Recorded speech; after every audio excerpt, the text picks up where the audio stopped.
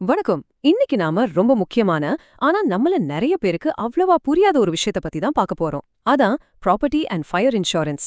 இந்த பாலிசி டாக்குமெண்ட்ஸ்ல இருக்கிற அந்த சிக்கலான லீகல் வார்த்தைகளை எல்லாம் உடைச்சு உண்மையாவே நமக்கு என்ன கவரேஜ் கிடைக்குது அப்படிங்கறத ரொம்ப சிம்பிளா இந்த விளக்கப்பதிவுல நம்ம புரிஞ்சுக்க போறோம். ஆரம்பிக்கலாமா? ஒரு நொடியில நடக்கிற ஒரு தீ விபத்து நம்மளோட பல வருஷ உழைப்பையே அழிச்சிடும். நாம உண்மையாவே பாதுகாக்கப்பட்டிருக்கோமா? இது ரொம்ப யோசிக்க வேண்டிய ஒரு கேள்வி இல்லையா? நாம எல்லாருமே மன அமைதிக்காக தான் இன்சூரன்ஸ் எடுக்கிறோம். ஆனா நிஜமாவே ஒரு பேரிடர் நடக்கும்போது என்ன நடக்கும்னு நிறைய பேருக்கு தெரியறதில்ல. அந்த குழப்பத்தை எல்லாம் இன்னைக்கு நாம தீர்க்க போறோம்.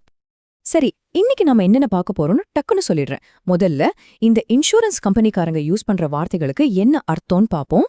அடுத்து, ஒரு உண்மையான ஃபயர் பாலிசிக்குள்ள என்ன இருக்கு, எதற்கெல்லாம் கவரேஜ் உண்டு, எதற்கெல்லாம் கண்டிப்பா கிடைக்காது, அப்புறம் கடைசியா ஒரு வேலை நஷ்டம் ஏற்பட்டா எப்படி சரியா கிளைம் பண்றது, இதெல்லாம் தான் பார்க்க போறோம்.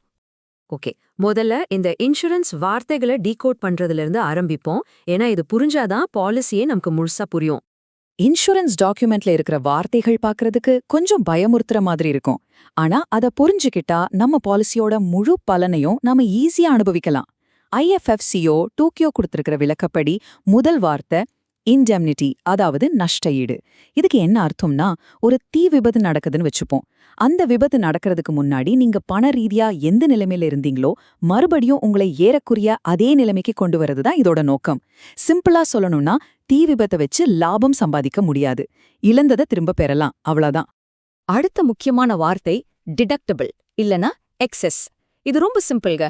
ஒரு நஷ்டம் ஏற்படும் போது இன்சூரன்ஸ் கம்பெனி அவங்க பாக்கெட்லேருந்து ₹1 கொடுக்கறதுக்கு முன்னாடி நீங்க உங்க கை காசுலேருந்து ஏத்துக்க வேண்டிய ஒரு அடிப்படை தொகையை தான் இது குறிக்குது.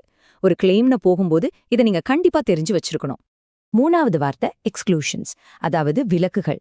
ஒரு பாலிசியில எதற்கெல்லாம் கவரேஜ் இருக்கு அப்படிங்கறத தெரிஞ்சுக்கிறத விட எதற்கெல்லாம் திட்டவட்டமா கவரேஜ் கிடையாது அப்படிங்கறத தெரிஞ்சுக்கிறது ரொம்ப ரொம்ப முக்கியம்.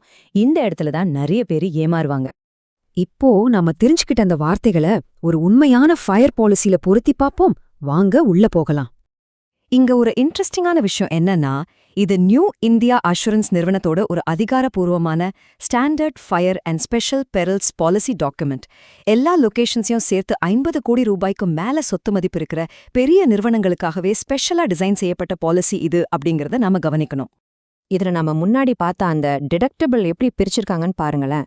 ஒரு லொகேஷனுக்கு ₹10 கோடி வரைக்குமான பாலிசின்னு வச்சுப்போம். கிளைம் தொகையில 5%, அதாவது குறைஞ்சது ₹10,000 நீங்க ஏத்துக்கணும். அதுவே 10 கோடியிலிருந்து ₹100 கோடி வரையிலான பாலிசினா அதே 5% தான், ஆனா குறைஞ்சபட்ச தொகை ₹25,000 உயர்ந்துடும். சரி, இப்போ ரொம்ப அடிப்படையான ஒரு கேள்விக்கு வருவோம். நிஜமாவே என்ன மாதிரியான சம்பவங்கள் நடந்தா இந்த கவரேஜ் நமக்கு கிடைக்கும்? இன்சூரன்ஸ்லாம் கரெக்டா எடுத்தாச்சு. ஆனா எந்த ஆபத்துக்கெல்லாம் நமக்கு பணம் கிடைக்கும்? பாலிசில ரொம்ப தெளிவா கொடுத்திருக்காங்க. தீ விபத்து, மின்னல், வெடிப்புகள், இதுக்கெல்லாம் கவரேஜ் இருக்கு. முக்கியமா 2 ஷார்ட் ஃபார்ம்ஸை நீங்க தெரிஞ்சுக்கணும். ஒன்னு RSMD, அப்படின்னா கலவரம், வேலை நிறுத்தம், அப்புறம் வேணுனே யாராவது பண்ற சேதங்கள். இன்னொன்னு STFI, இது புயல், வெள்ளம், சூறாவளி மாதிரியான இயற்கை சீற்றங்களை குறிக்குது. இது மட்டும் இல்லாம வாட்டர் டேங்க் வெடிக்கிறது, காட்டு தீ, இதுக்கெல்லாம் கூட கவரேஜ் இருக்குங்க. இப்போ நம்ம பாக்குற இந்த பாலிசி ஷெட்யூல் ரொம்ப சூப்பரா ஒரு விஷயத்த புரிய வைக்குது.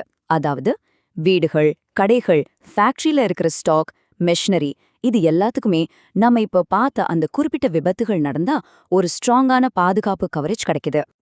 ஆனா இங்கதான் நாம ரொம்ப உஷாரா இருக்கணும். எக்ஸ்க்ளூஷன்ஸ், அதாவது இந்த ஃபைன் பிரிண்ட்ல என்ன சொல்லியிருக்காங்கன்னு பாப்போம்.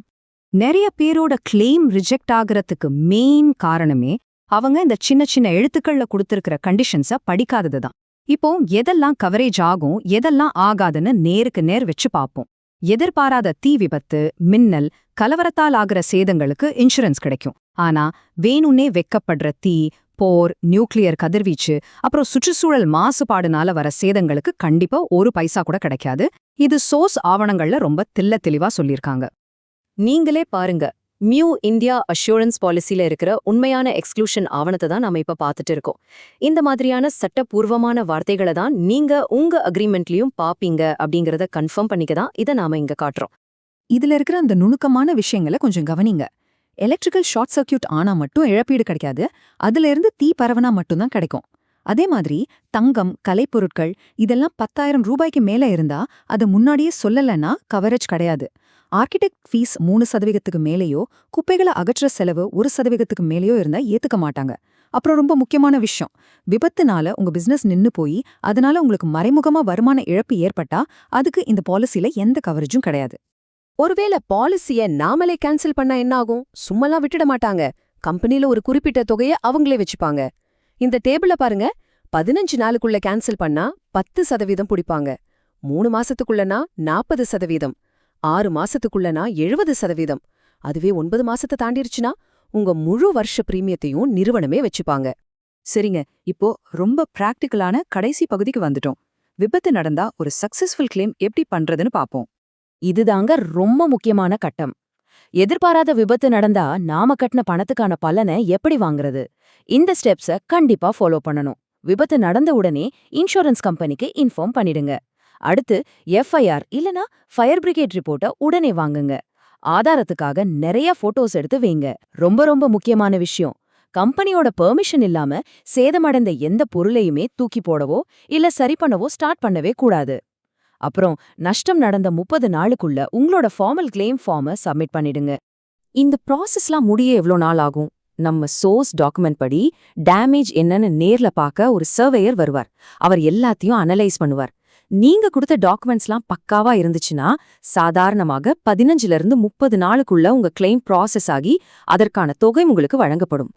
நாம இந்த எக்ஸ்பிளைனரோட முடிவுக்கு வந்துட்டோம். கடைசியா உங்ககிட்ட நான் கேக்குறது ஒன்னே ஒண்ணுதான். உங்களோட சொந்த ப்ராப்பர்ட்டி பாலிசில உண்மையாவே என்னென்ன கவரேஜ் இருக்குன்னு உங்களுக்கு முழுசா தெரியுமா? இல்ல எல்லாம் கரெக்டா தான் இருக்கும் நீங்களா நினைச்சிட்டு இருக்கீங்களா? இன்னைக்கே உங்க டாக்குமெண்ட் எடுங்க. அதுல இருக்கிற டிடக்டிபிள்ஸ் அப்புறம் எக்ஸ்க்ளூஷன்ஸ் செக் பண்ணுங்க. உங்க வாழ்நாள் உழைப்பு நிஜமாவே பாதுகாக்கப்பட்டிருக்கான்னு கன்ஃபார்ம் பண்ணிக்கோங்க.